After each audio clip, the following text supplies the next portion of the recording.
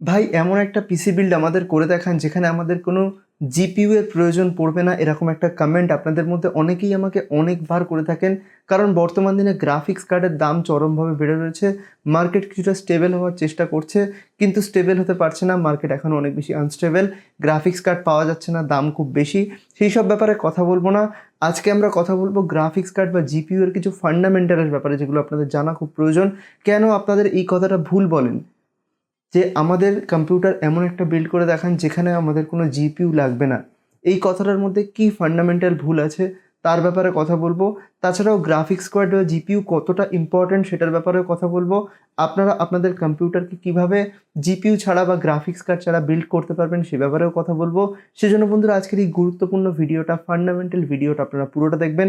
আশা করছি আপনাদের ভালো লাগবে এবং আপনাদের কনফিউশন দূর হয়ে যাবে। আসসালামু আলাইকুম বন্ধুরা, আমি রাইহান মুস্তাফিজ। তাহলে চলুন আর দেরি না করে ভিডিওটা শুরু করা যাক। বন্ধুরা, প্রথমে আপনাদের বুঝতে হবে যে আমাদের কম্পিউটারের জিপিইউ এর অ্যাকচুয়ালি কাজ কি। আমাদের কম্পিউটারের জিপিইউ বা যেটাকে আমরা শর্টে বলি জিপিইউ, সেটার অ্যাকচুয়ালি মানে হচ্ছে গ্রাফিক্স প্রসেসিং ইউনিট। এটা হচ্ছে আসলে আমাদের কম্পিউটারের একটা প্রসেসর। যে প্রসেসর আমাদের লাগানো থাকে সেরকম একটা প্রসেসর, কিন্তু এটার কাজ হচ্ছে গ্রাফিক্সকে রেন্ডার করা। যখন আপনি আপনার কম্পিউটারে ভিডিও এডিটিং করবেন, গেম খেলবেন বা 3D কোনো অ্যানিমেশনের কাজ করবেন, কোনো ওয়ার্কলোড করবেন, সেটাকে যখন আপনারা আউটপুট হিসেবে দেখবেন বা সেটাকে যখন রেন্ডার হবে সেটা, তাহলে কি হয়, আমাদের যে কম্পিউটারের জিপিইউ তার মধ্যে অনেক ছোট ছোট পার্ট থাকে, অনেক ছোট প্রচুর কোর থাকে। সেই কোরগুলোর মধ্যে ইন্ডিভিজুয়াল প্রত্যেকটা কোরের মধ্যে সেগুলো কিন্তু রেন্ডার হয় বা সেগুলোর মাধ্যমে কিন্তু আমরা কম্পিউটারের ডিসপ্লে আউটপুট পাই। এবং যদি কথা বলি একটা গ্রাফিক্স কার্ডের মধ্যে, গ্রাফিক্স কার্ড হচ্ছে কমপ্লিট একটা কার্ড, কমপ্লিট একটা বোর্ড, যেটার মধ্যে পিসিবি রয়েছে, মানে হচ্ছে প্রিন্টেড সার্কিট বোর্ড, যেটাকে দেখতে মাদারবোর্ডের মতো সেটা রয়েছে। তার উপর জিপিইউ লাগানো থাকে, তার উপরে সেখানে র্যাম লাগানো থাকে, যেটাকে বলা হচ্ছে ভিডিও র্যাম বা র্যাম, যেটা নর্মাল আমাদের র্যাম থাকে। একটু আলাদা দুটো, র্যাম আর র্যাম, কিন্তু এখানে হচ্ছে স্পেশালি র্যাম লাগানো থাকে। মানে টোটাল একটা বোর্ড যেটার মধ্যে সব কিছু রয়েছে, মাদারবোর্ড রয়েছে, প্রসেসর রয়েছে, র্যাম রয়েছে। মানে আমাদের মাদারবোর্ডের উপর যেরকম আমরা প্রসেসর, মাদারবোর্ড, র্যাম তিনটে মিলিয়ে যেরকম একটা ইউনিট তৈরি করে, গ্রাফিক্স কার্ড কিন্তু ওরকম একটা ইউনিট। যদি আপনারা আলাদা করে জিপিইউ কিনতে পারেন না বা আলাদা করে র্যাম কিনতে পাওয়া যায় না, নাহলে আমাদের আলাদা করে গ্রাফিক্স কার্ডও বানানো যেত, কিন্তু টোটাল কোম্পানি ওটা একটা একসাথে তৈরি করে বিক্রি করে। কিন্তু ধরুন আপনি একটা গ্রাফিক্স কার্ড কিনছেন, যেমন ধরুন আপনি কিনছেন হচ্ছে এনভিডিয়ার তরফ থেকে GTX 1650 সুপার। ওটার মধ্যে একটা স্পেসিফিক জিপিইউ রয়েছে যেটা হচ্ছে TU106। আপনি যত 1650 সুপার কিনুন, যে কোনো ব্র্যান্ডের কিনুন, আপনি MSI এর কিনুন, আসুসের কিনুন, সবার কিন্তু ওই জিপিইউটা একই রয়েছে। ওভারঅল হতে পারে সেখানে র্যামের কিছুটা তারা চেঞ্জেস করেছে, বা এটাও হতে পারে তারা কিছুটা ফ্রিকোয়েন্সি বাড়িয়ে দিয়েছে, বা এটাও তারা হতে পারে যে তার মধ্যে হিটিংয়ের কোনো প্রবলেম থেকে থাকলে, বা হিটিং কারোর প্রবলেম কম, কারোর হিটিংয়ের প্রবলেম বেশি, কেউ কম হিট আপ হয়, কেউ বেশি হিট আপ হয়, এগুলো চেঞ্জ হতে পারে। থার্মালসের কিছু কিছু চেঞ্জেস হতে পারে।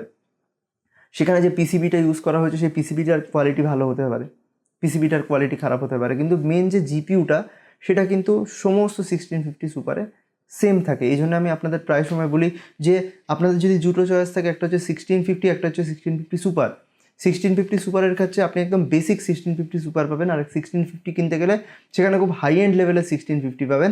তাহলে অবশ্যই আপনাদের একদম বেসিক লেভেলের 1650 সুপার কেনা উচিত, কারণ 1650 সুপারের যে জিপিইউটা রয়েছে সেটা কিন্তু পাওয়ারফুল। এবার আপনাদের মধ্যে অনেকেই আমাকে জিজ্ঞেস করবে যে ভাই আপনি এত বকবক কেন করছেন, আপনি এত কথা কেন বলছেন, যে আপনার মেন টপিকটা কিন্তু এটা নয়। কিন্তু আমার যে মেন টপিক সেটাকে বোঝানোর জন্য এই জিনিসগুলো বোঝানো খুবই প্রয়োজন। আমার মেন টপিক হচ্ছে যে জিপিইউ ছাড়া কি কম্পিউটার চলতে পারে? তার উত্তর হচ্ছে না। কারণ আমি আগেই বলেছি জিপিইউ এর কাজ হচ্ছে গ্রাফিক্সকে প্রসেস করা। মানে যদি আপনার কম্পিউটারে আপনি ডিসপ্লে আউটপুট দেখতে চান, তাহলে আপনাকে অবশ্যই কিন্তু জিপিইউ লাগাতেই হবে, মানে আপনার কম্পিউটারে জিপিইউ থাকতেই হবে। তাহলে তা না হলে আপনি কোনোভাবে ডিসপ্লে আউটপুট দেখতে পাবেন না।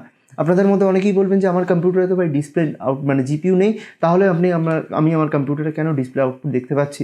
তাহলে হচ্ছে আপনার কম্পিউটারে অবশ্যই জিপিইউ রয়েছে। আপনি এখানে গুলিয়ে ফেলছেন জিপিইউ আর গ্রাফিক্স কার্ডের মধ্যে। জিপিইউ হতে পারে আপনার কম্পিউটারে যে মাদারবোর্ড রয়েছে আগে থাকতো, বর্তমান সময়ে আমাদের যে প্রসেসর রয়েছে তার মধ্যে কিছুটা পার্ট জিপিইউ হিসেবে অ্যালোকেট করা থাকে। এএমডির ক্ষেত্রে আপনারা রাইজেন সিরিজে সেগুলোকে এপিইউ বলে থাকেন। যেমন রয়েছে 3200G বা 3400G, যেখানে ভেগা 8 বা ভেগা 11 বিভিন্ন রকমের জিপিইউ ইউজ করা হয়, যেগুলোর কাজ হচ্ছে গ্রাফিক্সকে রেন্ডার করা বা আমাদের কম্পিউটারে মনিটরে আউটপুট দেওয়া। কিন্তু এগুলো যদি আপনারা লাগান, তাহলে আপনাদের স্পেশাল কোনো আলাদা করে গ্রাফিক্স কার্ড যদি নাও লাগান, সেক্ষেত্রেও কিন্তু আপনাদের কাজ চলে যাবে। কিন্তু যদি আপনি এমন একটা প্রসেসর লাগান যেখানে কোনো জিপিইউ নেই ইনবিল্ট, সেক্ষেত্রে কিন্তু অবশ্যই আপনাদের আলাদা করে একটা গ্রাফিক্স কার্ড লাগাতে হবে। আপনারা লক্ষ্য করবেন যখন আপনারা এরকম টাইপের কোনো এপিইউ দিয়ে পিসি বিল্ড করেন বা ইন্টেলের ক্ষেত্রেও ধরুন আপনি i3-10100 নিলেন বা i5-10400 নিলেন, সেগুলোর ক্ষেত্রে কিন্তু ইন্টেল এইচডি 630 বা 620 কোনো একটা জিপিইউ তার মধ্যে লাগানো রয়েছেই। জিপিইউ ছাড়া কোনোভাবে ডিসপ্লে আউটপুট হয় না। তখন আপনি দেখবেন যে আপনার মাদারবোর্ডের সঙ্গে কিন্তু আপনার যে মনিটর রয়েছে সেটার কানেকশান করা থাকে, সেখানে আপনার ডিসপ্লে আউটপুটটা বেরোয় মাদারবোর্ড থেকে। কিন্তু যদি আপনি এমন একটা প্রসেসর ইউজ করেন মানে যেখানে আপনার আলাদা করে গ্রাফিক্স কার্ড লাগাতেই হবে, সেখানে কিন্তু গ্রাফিক্স কার্ড লাগানোর পর অতি অবশ্যই আপনার কম্পিউটারের যে গ্রাফিক্স কার্ড রয়েছে সেখান থেকে ডিসপ্লে আউটপুট বের হবে। ধরুন আপনার কাছে একটা কম্পিউটার রয়েছে, ধরুন আপনার কাছে প্রসেসর রয়েছে Ryzen 5 3600 এবং তার সঙ্গে একটা গ্রাফিক্স কার্ড রয়েছে ধরুন 1650 সুপার রয়েছে। Ryzen 5 3600 সঙ্গে 1650 সুপার রয়েছে আপনার কাছে। এবার Ryzen 5 3600 মধ্যে তো কোনো জিপিইউ নেই। এবার যদি আপনি আপনার মাদারবোর্ডের সঙ্গে আপনার মনিটরকে কানেক্ট করেন, আপনি কিন্তু কোনো ডিসপ্লে আউটপুট দেখতে পাবেন না। আপনি দেখবেন একদম ব্ল্যাক মনিটর, ব্ল্যাঙ্ক মনিটর। কিন্তু যদি আপনি কানেক্ট করেন আপনার গ্রাফিক্স কার্ডের সঙ্গে, তখন আপনি ডিসপ্লে আউটপুট কিন্তু সেখানে দেখতে পাবেন। এই জন্য বলা হয় যদি আপনার কম্পিউটারে কোনো এপিইউ লাগানো থাকে বা ইন্টেলের ক্ষেত্রে এরকম প্রসেসর, যে প্রসেসরের ক্ষেত্রে ইনবিল্ট জিপিইউ রয়েছে, সেক্ষেত্রে যদি আপনি আলাদা করে গ্রাফিক্স কার্ড লাগান, অনেকেই বলে যে পারফরমেন্স তো একই রকম রয়েছে, পারফরমেন্স কেন পাচ্ছি না? তার কারণ হচ্ছে আপনার ডিসপ্লে আউটপুটটা আগেও করা ছিল আপনার মাদারবোর্ড থেকে, এখনও করা রয়েছে আপনার মাদারবোর্ড থেকে। আপনার কি করতে হবে, মাদারবোর্ড থেকে সরিয়ে আপনার গ্রাফিক্স কার্ডের সঙ্গে কিন্তু অ্যাটাচ করতে হবে আপনার মনিটরকে। তার ফলে আপনি আপনার গ্রাফিক্স কার্ডের প্রপার কিন্তু ইউটিলাইজেশন করতে পারবেন। এটা হচ্ছে সিম্পল একটা ট্রিক বা সিম্পল একটা এক্সাম্পল দিলাম, যেটার মাধ্যমে আপনি বুঝতে পারবেন যে আমাদের যে জিপিইউ রয়েছে সেটা ছাড়া কিন্তু আপনাদের কম্পিউটার চলবে না, সেটা ছাড়া ডিসপ্লে আউটপুট কোনোভাবে হবে না। মানে সোজা একটা জিনিস মাথায় ঢুকিয়ে নিন, যদি কোনো কেউ জিজ্ঞেস করে, মানে কাউকে এরকম টাইপের কোশ্চেন করবেন না আর কি, যে আমাদেরকে এমন একটা পিসি বিল্ড করে দেখান যেখানে কোনো জিপিইউ নেই। সেখানে আপনি লিখবেন আমাদের এমন একটা পিসি বিল্ড করে দেখান যেখানে কোনো গ্রাফিক্স কার্ড নেই। আলাদা করে গ্রাফিক্স কার্ড না লাগালেও পিসি চলতে পারে, কিন্তু আলাদা করে যদি কোনো জিপিইউ না থাকে কোনো কম্পিউটার ওয়ার্ল্ডের মধ্যে চলতে পারে না। এবার আপনারা অনেকেই বোর হচ্ছেন, আপনারা অনেকেই জিজ্ঞেস করবেন যে জিপিইউ ছাড়া ঠিক আছে, গ্রাফিক্স কার্ড ছাড়া কি পিসি বিল্ড করা যায়? তো ভাই গ্রাফিক্স কার্ড ছাড়া পিসি বিল্ড করলে কীরকম পিসি বিল্ড করবো? সেক্ষেত্রে গ্রাফিক্স কার্ড ছাড়া পিসি বিল্ড করতে গেলে দুটো অপশান আছে, একটা হচ্ছে ইন্টেল রয়েছে, একটা এএমডি রয়েছে।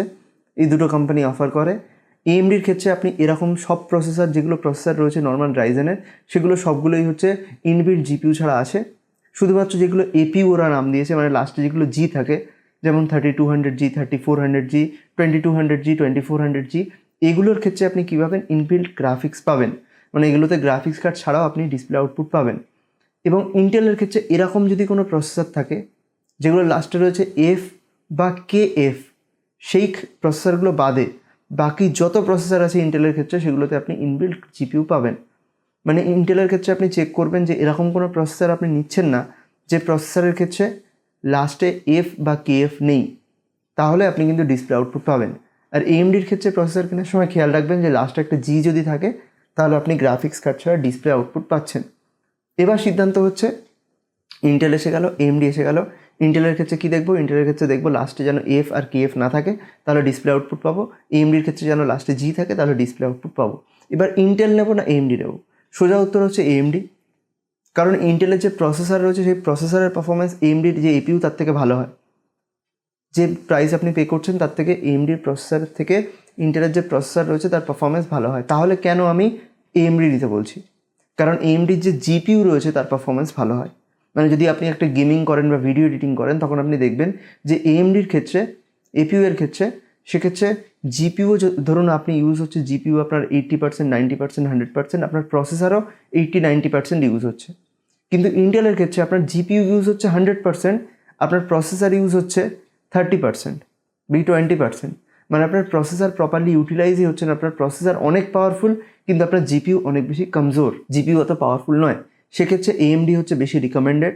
যদিও ইন্টেল বর্তমানে আরও অনেক ইন্টেল আইরিস গ্রাফিক্স নিয়ে আসার চেষ্টা করছে, সেগুলোর ফলে গ্রাফিক্স পারফরমেন্স বাড়াচ্ছে, কিন্তু এখনও পর্যন্ত এএমডির যে বেঞ্চমার্ক রয়েছে সেগুলো টপ অফ দ্য লাইন রয়েছে আমাদের ইনবিল্ট জিপিইউ এর ক্ষেত্রে। সেক্ষেত্রে আমি বেশিরভাগ লোককে রেকমেন্ড করি যে এপিইউ নেওয়ার জন্য রাদার দ্যান ইন্টেলের আইজিপিইউ। এটা কিন্তু মাথায় রাখবেন। দ্বিতীয় কথা হচ্ছে গ্রাফিক্স কার্ড নেওয়ার কি স্পেশালি কোনো সুবিধা রয়েছে বা গ্রাফিক্স কার্ডের কাজ কি? অ্যাকচুয়ালি জিপিইউ বলুন বা গ্রাফিক্স কার্ড দুটো মেন কাজ করে। একটা হচ্ছে মেন তো আমাদের ডিসপ্লেকে রেন্ডার করে, তাছাড়া দুটো জিনিসের ওপর খুব বেশি এফেক্ট করে। একটা হচ্ছে রেজলিউশন, মানে আপনি কত রেজলিউশন নিয়ে কাজ করছেন, 2K 1080p বা 4K। আর একটা জিনিসের ওপর খুব বেশি এফেক্ট করে, সেটা হচ্ছে রিফ্রেশ রেট। আপনার রিফ্রেশ রেট কত রয়েছে কম্পিউটারে, 60 হাজ, 90 হাজ, 120 হাজ। যত বেশি রিফ্রেশ রেট আপনার কম্পিউটারে থেকে থাকবে, তত কিন্তু ভালো জিপিইউ বা তত ভালো গ্রাফিক্স কার্ডের আপনার প্রয়োজন হয়ে থাকবে। এবার যদি কথা বলি কীরকম গ্রাফিক্স কার্ড আমাদের কেনা উচিত, সেক্ষেত্রে আমি বলবো আপনি যদি কোনো জিটি সিরিজের কোনো গ্রাফিক্স কার্ড কেনার কথা ভাবছেন, তাহলে কিনবেন না। GT 730, GT 710, GT 1030 এরকম বিভিন্ন রকমের গ্রাফিক্স কার্ড বলে চালায়, যেগুলো আমি অ্যাকচুয়ালি গ্রাফিক্স কার্ড বলে ধরি না। সেই গ্রাফিক্স কার্ডগুলো আপনারা কিনবেন না, কারণ এগুলোর ক্ষেত্রে যে আউটপুট পাবেন তার থেকে AMDর ক্ষেত্রে যে এপিইউ রয়েছে তার আউটপুট বেশি ভালো হয়। কিন্তু যদি কথা বলি আমরা 1050 Ti, যে বেসিক গ্রাফিক্স কার্ডটা আমি রেকমেন্ড করি 2021 সালে, সেই গ্রাফিক্স কার্ডের পারফরমেন্স কিন্তু তুলনামূলক আপনি ভালো পাবেন। সেখানে মোটামুটি আপনি 4GB এর VRAM পাচ্ছেন, মোটামুটি একটা পারফরমেন্স পাবেন। যদিও 1050 Ti সেরকম একটা ভালো কোনো গ্রাফিক্স কার্ড নয়, যদি RX 570 পেয়েছেন AMDর তরফ থেকে সেটা অনেক ভালো একটা অপশান। কিন্তু যদি আপনি একদম বাজেটে রয়েছেন, আপনার কাছে কোনো অপশান নেই, সেক্ষেত্রে আপনি যদি মিনিমাম ভিডিও এডিটিং করতে চান, গেমিং করতে চান, আপনার কাছে মিনিমাম অপশান রয়েছে 1050 Ti চুজ করা। তার নিচে যদি যান, তাহলে আপনি বলবো এপিইউ এর দিকে যান, আপনি গ্রাফিক্স কার্ড কেনার কোনো প্রয়োজন নেই। তবে এপিইউ কেনার ক্ষেত্রে কিছু কিছু জিনিস সাবধান হতে হবে, বা আমাদের যদি এরকম কোনো প্রসেসর কিনি যেখানে ইনবিল্ট জিপিইউ রয়েছে, সেক্ষেত্রে আমাদের কিছু কিছু জিনিস খেয়াল রাখতে হবে। প্রথম কথা, যেহেতু আমাদের কাছে এখানে এক্সট্রা কোনো VRAM নেই, যেরকম আমি বললাম 1050 Ti 4GB VRAM পেয়ে যাচ্ছেন, কিন্তু যে এপিইউগুলো রয়েছে সেখানে যে জিপিইউ রয়েছে ইনবিল্ট, তার মধ্যে কিন্তু কোনো VRAM দেওয়া নেই। সেই VRAMটা কোত্থেকে নেবে? আমাদের মাদারবোর্ডের যে আমাদের মেন র্যাম রয়েছে সেখান থেকে। তো সেক্ষেত্রে আমি বলবো যে র্যাম মোটামুটি 16GB অন্তত চুজ করুন। আরেকটা জিনিস, একটা 16GB এর কিট কিনবেন না, দুটো 8GB এর কিট কিনুন, মানে ডুয়েল চ্যানেলের র্যামটাকে লাগান। যদি মাদারবোর্ডে 4টে স্লট থাকে তাহলে প্রথম আর তৃতীয় স্লটে লাগান, বা না হলে 2 নম্বর আর 4 নম্বর স্লটে লাগান, আপনারা জানেন। আর যদি মাদারবোর্ডে দুটো স্লট লাগে তাহলে দুটো স্লটে লাগিয়ে দিন। সেক্ষেত্রে কী হবে, র্যামটা ডুয়েল চ্যানেলে কাজ করবে, এটা কিন্তু অবশ্যই খেয়াল রাখবেন। আর একটা জিনিস, ধরুন আপনার প্রসেসর সাপোর্ট করে 3000 মেগাহার্জ অবধি, তাহলে 3000 বা 3200 মেগাহার্জের র্যাম কিনুন, সেক্ষেত্রে অনেক ভালো পারফরমেন্স পাবেন। আশা করছি বোঝাতে পারলাম। কীভাবে করবেন, প্রথমে সিদ্ধান্ত নেবেন যে আপনার কাছে বাজেট কত রয়েছে। দ্বিতীয় কথা, ভাববেন যে কত টাকা বাজেট রয়েছে, আমি কি গ্রাফিক্স কার্ড কিনতে পারবো, আমি যদি গ্রাফিক্স কার্ড কিনতে পারি কি মিনিমাম 1050 Ti কিনতে পারবো। যদি না কিনতে পারি, তাহলে অবশ্যই ইন্টেল এবং AMD অপশান রয়েছে। ইন্টেলের ক্ষেত্রে এরকম প্রসেসর যেখানে লাস্টে F বা KF নেই, আর AMDর ক্ষেত্রে এরকম প্রসেসর যেখানে লাস্টে G রয়েছে। দুটোর মধ্যে কোনটা চুজ করবো, ইন্টেল না AMD? অবশ্যই AMD চুজ করবো। AMD চুজ করার পর কী করবো, র্যামের পেছনে ইনভেস্ট করবো। কত টাকা ইনভেস্ট করবো? র্যামের পেছনে মিনিমাম 16GB র্যাম লাগাবো, ডুয়েল চ্যানেলে লাগাবো, বেশি ফ্রিকোয়েন্সি র্যাম লাগাবো। এগুলো যদি মাথায় রাখেন, আশা করছি ভালো একটা পিসি বিল্ড করতে পারবেন। এছাড়াও কিন্তু একটা জিনিস অবশ্যই খেয়াল রাখবেন, যে কখনোই বলবেন না যে এরকম একটা কম্পিউটার আমাদের সাজেস্ট করুন, এরকম একটা পিসি বিল্ড আমাদের সাজেস্ট করুন যেখানে আমাদের একটা জিপিইউ নেই, মানে জিপিইউ ছাড়া একটা পিসি বিল্ড সাজেস্ট করুন, এটা বলবেন না। বলবেন গ্রাফিক্স কার্ড ছাড়া পিসি বিল্ড সাজেস্ট করুন। বারবার একই কথা বলছি, যাতে আপনার মাথার মধ্যে ঢুকে যায়। আশা করছি বোঝাতে পারলাম। যদি বোঝাতে পারি তাহলে ভিডিওটাকে একটা লাইক করে দিন, বন্ধুদের সাথে শেয়ার করে দিন, কমেন্ট করে জানান ভিডিওটা কেমন লেগেছে, এবং এইরকম ধরনের টেক ভিডিও দেখার জন্য তার মাঝকে সাবস্ক্রাইব করে পাশে বেল আইকনটা জোরে প্রেস করে দেবেন। দেখা হবে এরকম একটা ইন্টারেস্টিং টেক ভিডিও নিয়ে। ততক্ষণের জন্য গুড বাই, আলবিদা।